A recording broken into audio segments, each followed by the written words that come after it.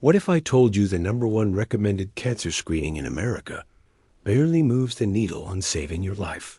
A brand new 85,000-person randomized trial just called the whole thing into question, and the results are wild. Like this video right now if you've ever been told you need a colonoscopy at 45. Because in the next 10 minutes, I'm going to show you why millions of people might be getting this painful, expensive procedure basically for nothing.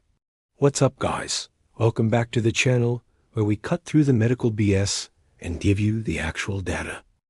Today we're diving into the largest colonoscopy trial ever conducted, the NORD-ICC study.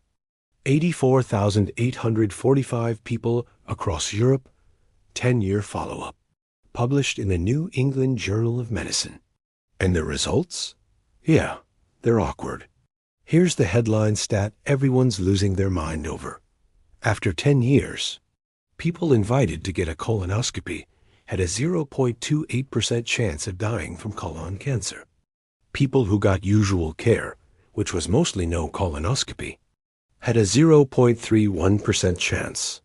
That's a difference of 0.03%, 0.03%. Overall death from any cause, 11.03% versus 11.04%. Literally identical. So if you're doing the math at home, inviting 1,000 people to get a colonoscopy prevented roughly 0 colon cancer deaths in a decade. Now, before you spam colonoscopies are a scam in the comments, there's a giant caveat. Only 42% of the invited group actually showed up and got the scope.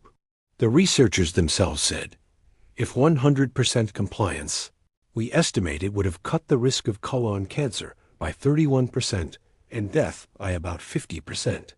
So the potential benefit is real, but only if everyone actually does it. But here's why this still matters. In the real world, compliance is terrible. Less than half of Americans are even up to date on screening. This was a randomized controlled trial, the gold standard, and before this, we literally had 0 level 1 evidence that colonoscopies actually reduced deaths. We just assumed. The U.S. dropped the screening age to 45 in 2021 based on rising early onset cases. But this study says the absolute risk reduction is tiny. And the risks are very real. 15 people in the study had major bleeding. Real-world perforation risk can be 3 to 5 per 10,000 procedures. The risk of bleeding after a polyp is removed can be up to 1 in 100 in some studies. And yes, people have died from colonoscopies, from perforations leading to sepsis, heart attacks from the sedation, you name it. One Harvard study estimated 1 death per 10,000 to 15,000 procedures in older patients. So you're accepting a small but real risk for a benefit that, in this huge trial, was basically undetectable after 10 years. So what about the alternatives that might be just as good or even better? The ones the media never talks about. There's the annual FIT test, the poop test. It's 92% sensitive for cancer, with 0 invasion. There's also flexible sigmoidoscopy every 5 to 10 years. That catches 70 to 80% of cancers and has way less risk.